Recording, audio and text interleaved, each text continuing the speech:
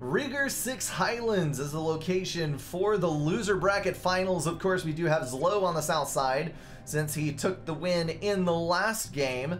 And then we've got Massive on the north, who got knocked out of the semifinals. Whichever one of these guys wins it is going to go back versus Thomas to determine the winner of the King of Aeon prize pool and avatar.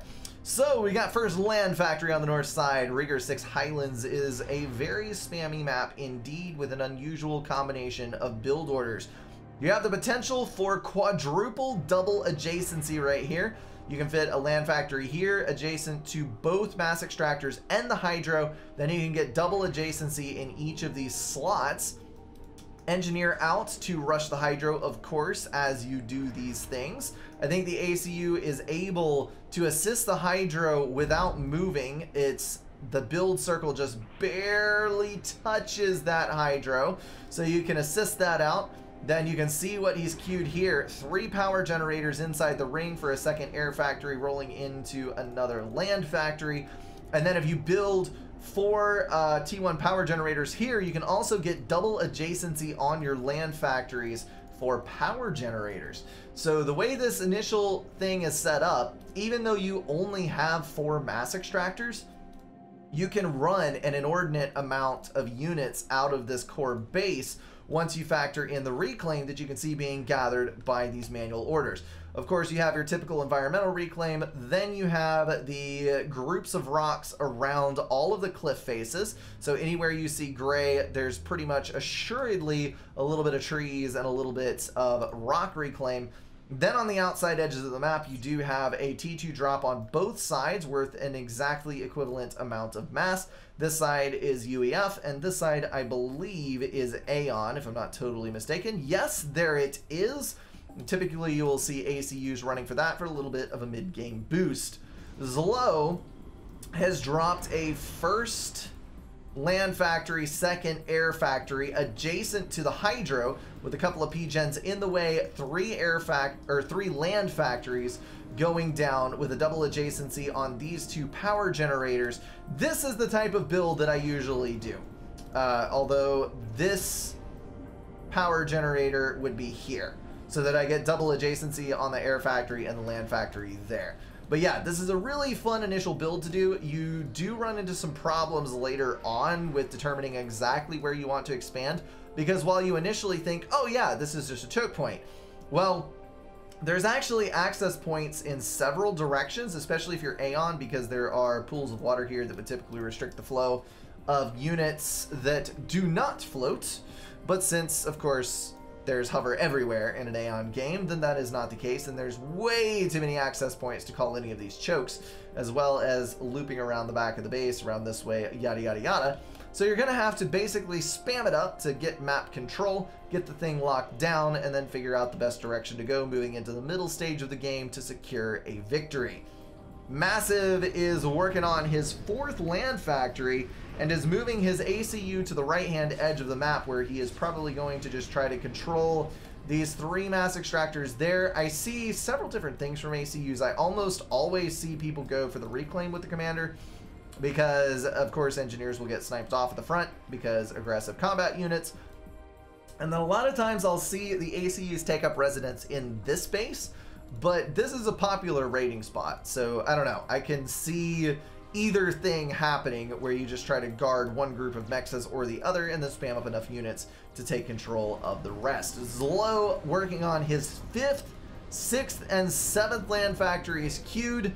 And then on the north, looks like nothing like that is in progress. We've got number 5 on the docket after 2 T1 power generators. You see a couple of engineers expanding. He's trying to go. That's actually an impressive thing. Massive is going to attempt a secure on both groups of reclaim.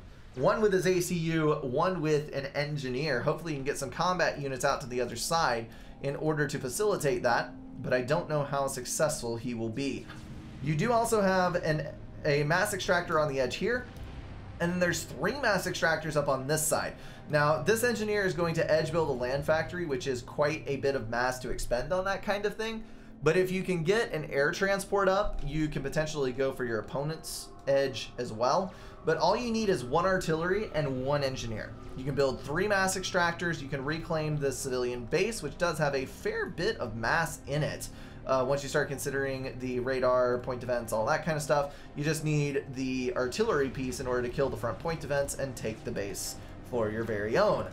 Alright, engineer still alive with the Q in hand. We got tanks on the front line, but Zlo has chosen to go to the midpoint with his ACU in order to try and wipe out the groups of tanks that will surely be gathering there. Massive dropping another land factory adjacent on these mass extractors. Of course, you are going to be able to get double adjacency there again, here and here. And then these are arranged in a way that you can get, I think, 3 land factories on each mass extractor if you're really just going for maximum adjacency. But that is up to the person. We'll see how these guys go. Alright, Zlo, let's take a Pikachu. 19 mass per tick, 1796, call it 1800 reclaim, and a pretty decent balance on eco. Of course, stalling on both, but if you're stalling on both, that's okay, because at these ranges, he would go to mass stall, and he would be fine on power, but he is feathering it out, making the best use of his income that he can. Massive is at, hold on, I've clicked it. Why does it not change? There it is, 1700 income from reclaim, so that's 100 behind Zlo, and 21 mass per tick, which is slightly ahead by exactly 1 mass extractor. Looks like that is not going to be a successful reclaim. Their engineer was picked off. Sadness. But overall, it looks like Massive is doing quite well for himself on spam. Zlo is building off the last of those factories. That's actually a really cool looking base. 7 land factories in total with an air factory in the mix. 9 land factories if you count the ones on the outside edge. I am going to double check my numbers just to make sure. Yes, that is indeed 9. And then in that, he's got 50 tanks, 1 artillery, and 9 interceptors, which are currently winning an air battle versus Massive's Inties. So 50 tanks at Zlo's disposal. On Massive side of the map, we've got 46 tanks, 6 interceptors, roughly even on just about everything. He's got double the amount of artillery. Instead of 1, he has 2. He is totally going to win this. Totally going to win this. All right, tanks moving over to the left probably need to hold on because there's not enough there to take over this grouping. And then Zlo at the front edge is building 2 power generators and a radar in order to get some intel across the front edge of the map. I also totally forgot, excuse me, there are 2 wrecks here at the start of the game, and I don't remember how much they are worth. But there are some wrecks there, and I think that Zlo got them. We got 2 artillery on the north side. Of course, this base are now belong to Massive. He's got engineers coming out to build up those mass extractors and get the mass in hand. Zlo has just completed his land factory on this side, so it'll be just a little bit slower to the party, but I don't think it's going to make that much of a difference. Massive is probably going to be able to win out to this. No, apparently not. Zlo sent enough units. Ah, there's the power of intel. That's exactly what's going on here. Green has a radar. The Spirit is tagging along, able to let those Auroras fire from maximum range, and Massive was not able to shoot back. So you saw what that did to his unit count as he lost that fight. Aurora's on this edge as well, but there is a Spirit in with that mix. When you're running Aeon, you need like a scout per 5 tanks. Is generally a pretty good mix. And that way, even if scouts start getting sniped off, you're able to have a replacement scout coming up from the back in very regular intervals, and that can keep intel up on the battlefield. And I do mean like a 1-to-5 ratio in the early portion of the game. You need more. So like a 1-to-5 ratio early on, and then like a couple factories putting out 1 scout per 5 tanks as you move into the mid portion of the game. Alright, 2 more power generators on that radar system, which may in fact go to T2 at some point in this game. and then a T1 land factory up behind it.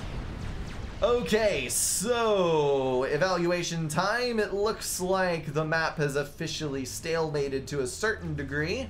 Massive and Zlo have about equivalent forces, although green is dispersed a little less closely together. 39 and 38 income with relatively close power as well. So both of these guys are on even footing. Now comes the teching game. And we already see a T2 mass extractor nearly online for Massive, who is pulling in 41 mass per tick. That will go up to 45 per tick, putting him nearly 10 ahead of Zlo once it completes. That is a T2 already online on the south side. So I guess that extra eco is coming from the 3 mass extractors up there, along with the fact that Zlo is building some of his mexes in the rear. So I think that this income advantage is not going to last for long with the continued loss of territory. Zlo is slowly but surely gaining control over parts of the map, which is exactly what you want to do when you're trying to win a game. Alright, we've got tanks over on the right. Those should be sufficient in number to stop this group once they all clump up together. If they engage in 2 separate groups or in the linear fashion that they're traveling right now, it will be a slaughter in favor of purple, but I think they are coming together quite nicely. Zlo building another T1 land factory up on the front. That is, of course, going to be building T1 engineers in order to get reclaim on the front edge of things. We do have a point defense over here. You may wonder why all of these are retreating. Well, that is because a combination of things. One, there is no artillery in this group, so they're not going to be able to kill the T1 point defense mass efficiently. And 2, they would be pinched between a rock and a hard place because there was a group of units coming over this way. So Zlo has decided to stay in control of a reasonable portion of the map instead of overextending for the sake of a single mass extractor. That is, gun range upgrade started on Massive. He does not have the other upgrade, but range definitely makes sense, as we've seen several times in this game, in this tournament already. And Zlo is going unupgraded. Probably going to be getting a T2 land or air factory relatively soon, I would think. But I don't see one, so we're going to have to retract that guesstimation. On the north side, it looks like we've got no plans for T2 here either. Still spamming up some T1 power, still getting T1 air and T1 tanks out on the field. Nothing is a-changin'. Once the gun range finishes, I would love to see power and then a tearing into the forces on Zlo's edge. Zlo's going to push up with the commander. Again, front with that heavy unit, take a little damage. You're going to be able to preserve the life of some of your tanks in exchange for stripping a little bit of health that you'll regen anyway, and it can put you at a massive unit count advantage if abused throughout the game. Zlo is at 148 tanks. Massive is only at 74. Holy hell. Alright, well, Zlo is almost at the point where he can just steamroll Massive.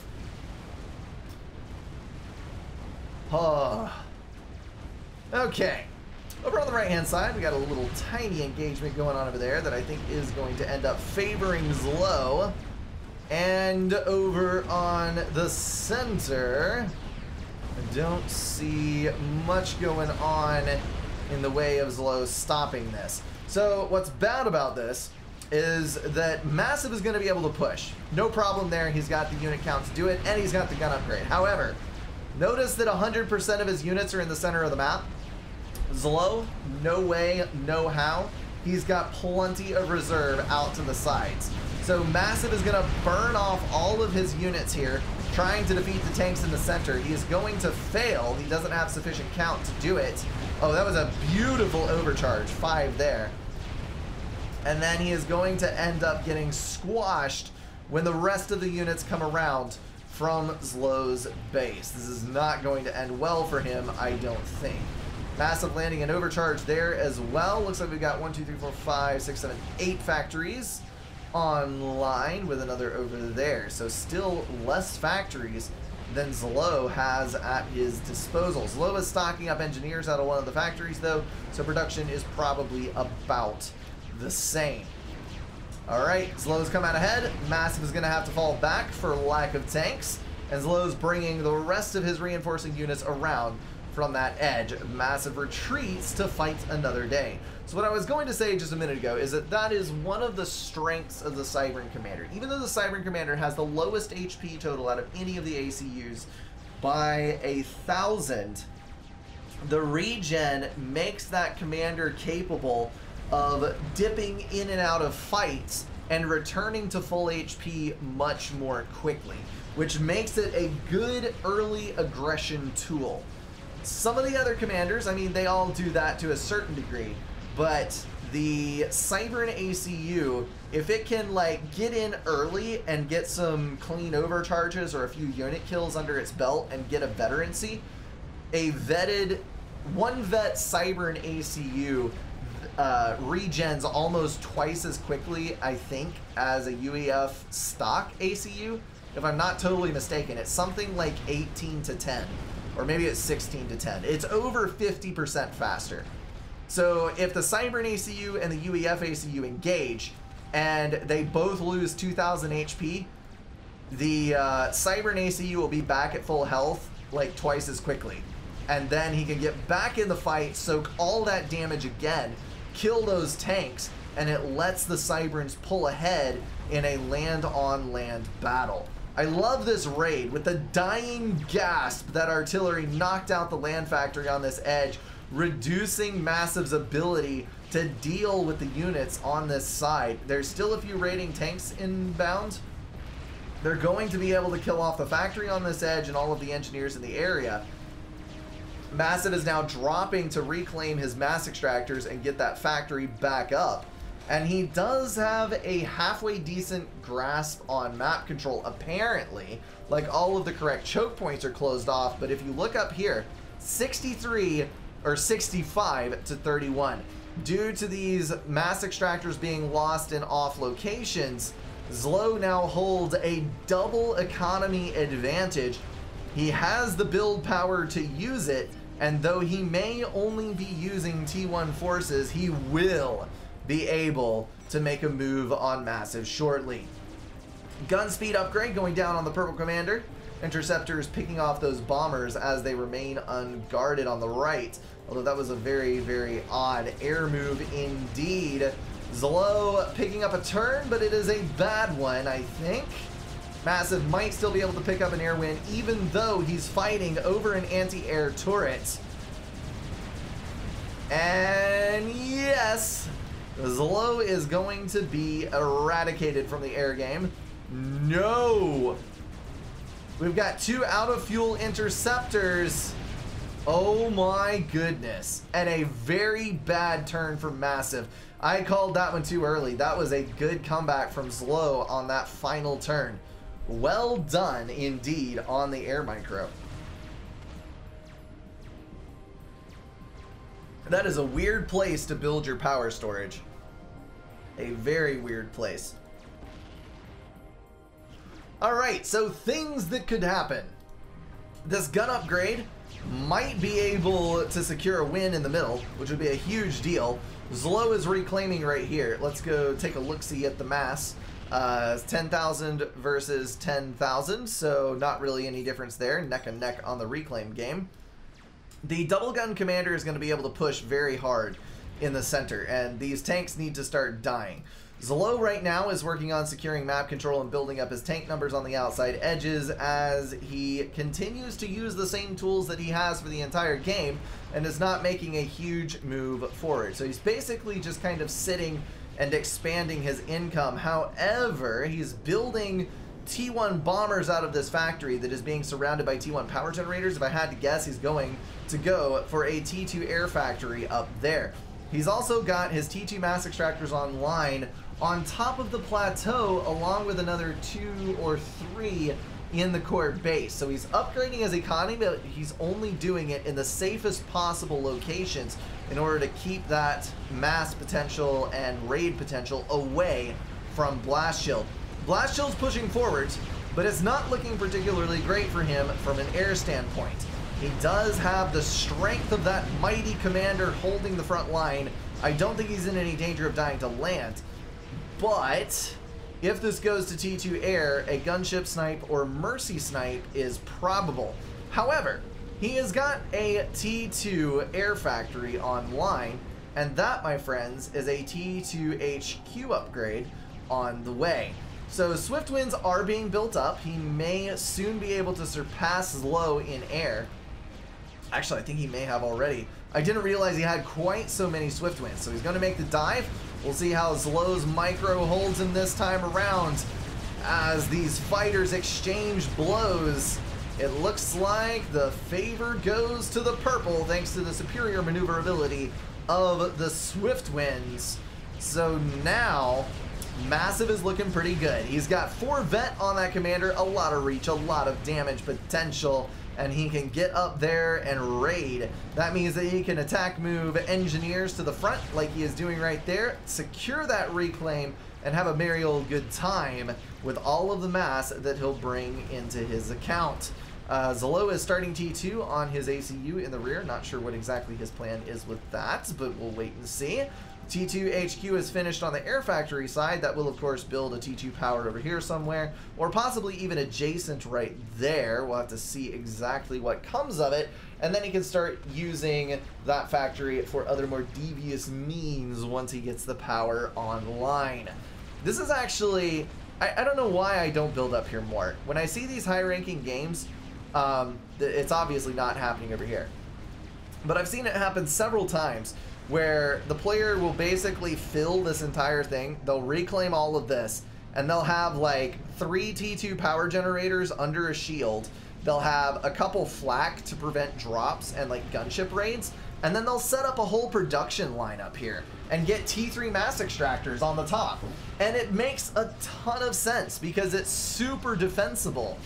But I don't ever do that. I think that's something that I definitely need to file away for future use in order to increase my odds. And wouldn't that make for a weird game? Where you had like your commander down here with this one base and then 3 T3 mass extractors, you could potentially stage a comeback from that plateau should you find it necessary.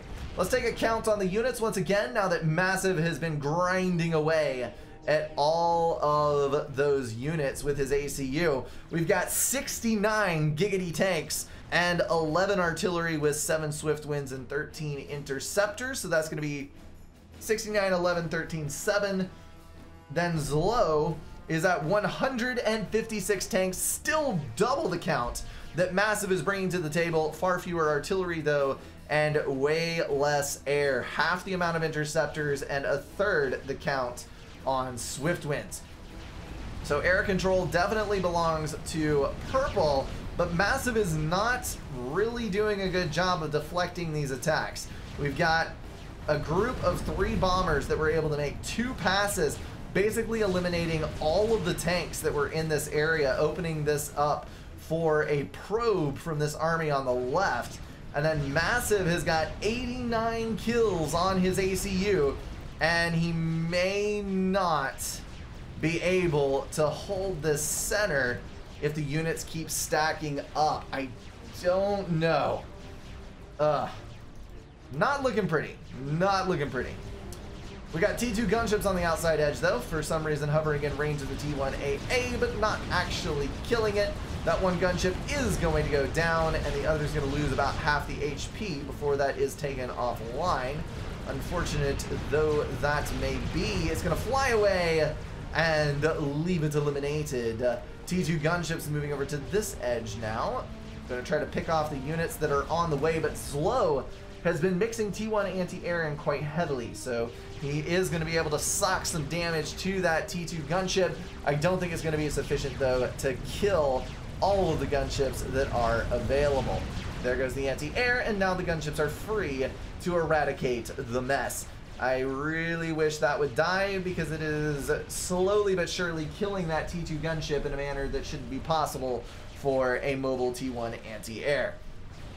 ACU still on the front, still snipe bait, but obviously that is not being taken advantage of.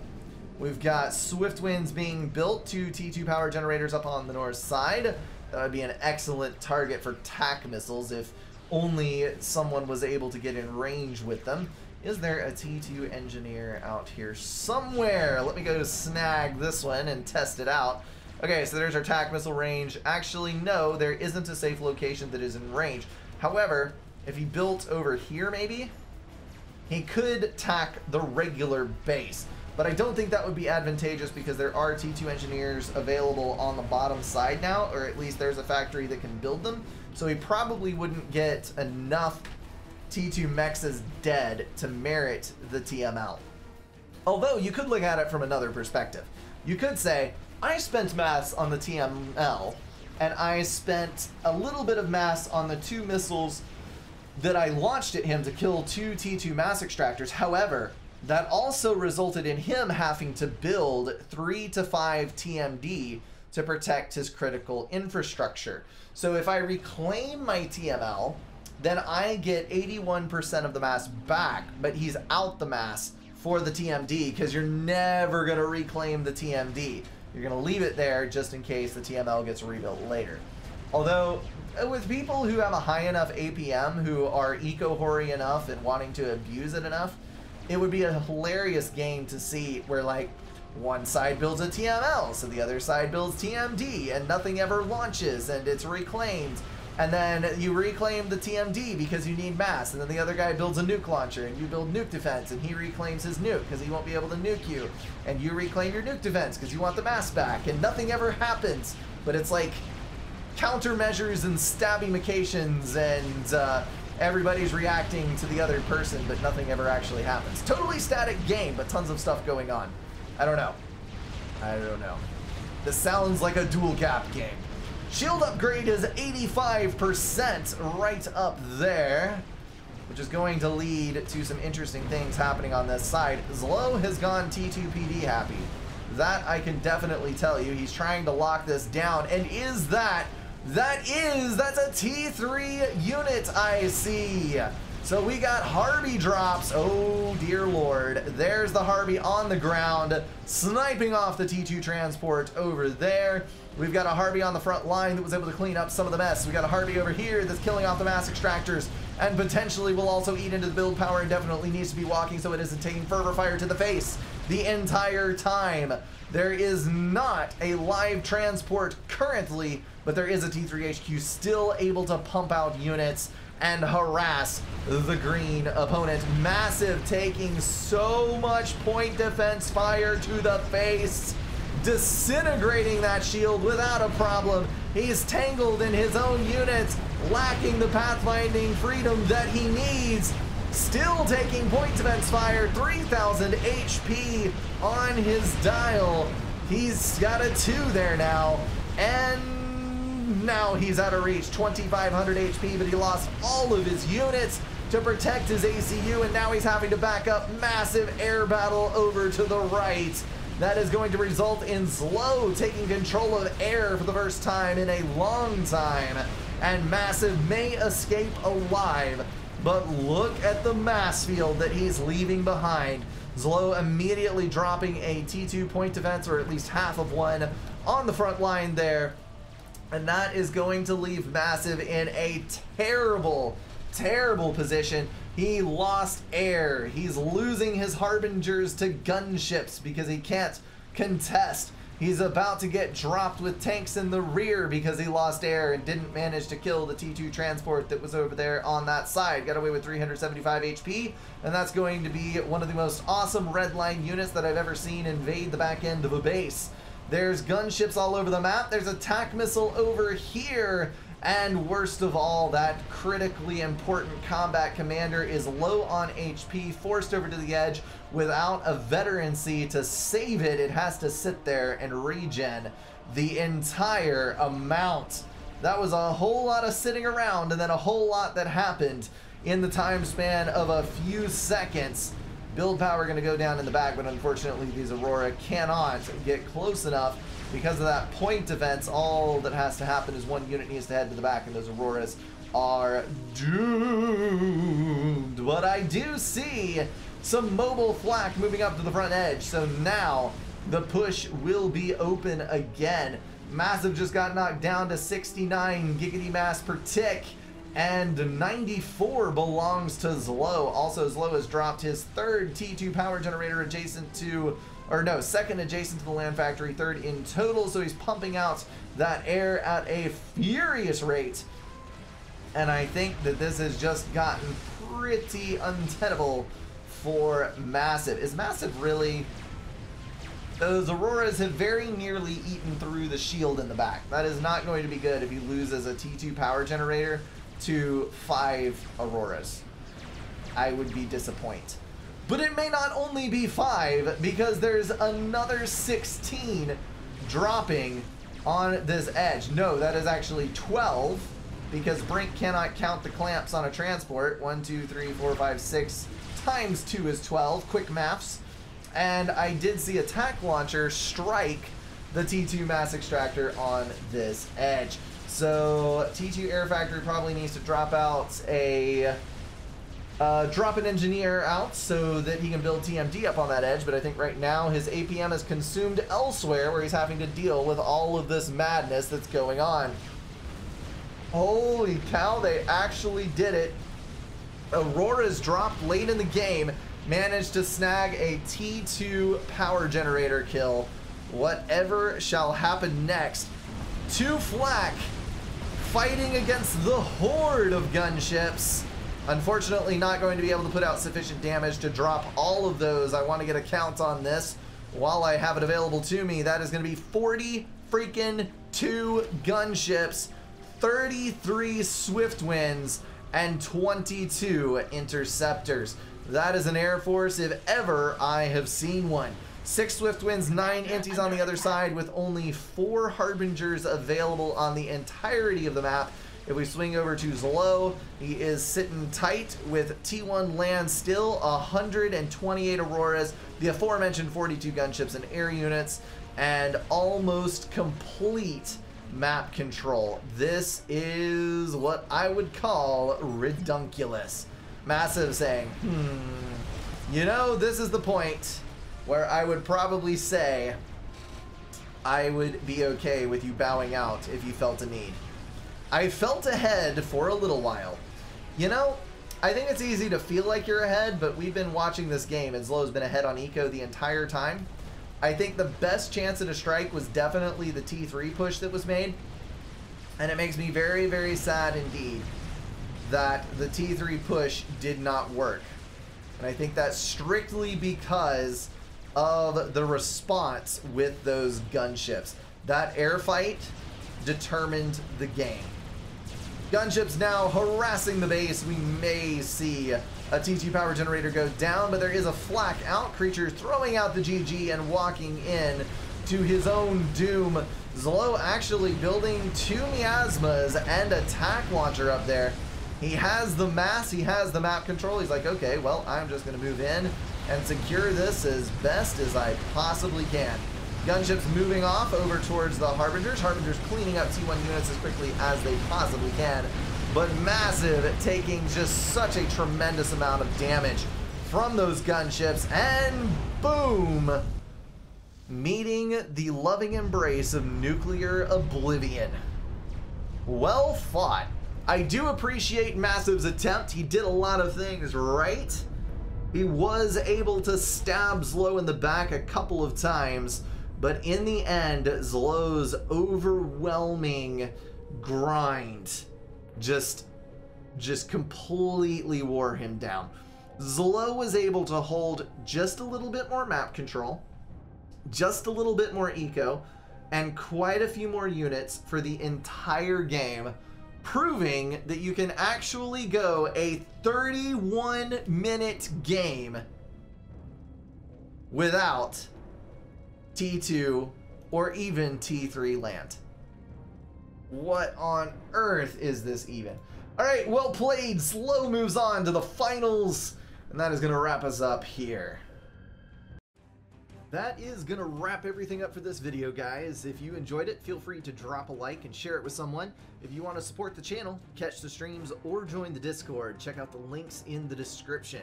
Thank you all for being at least partially insane, and I will see you in the next one.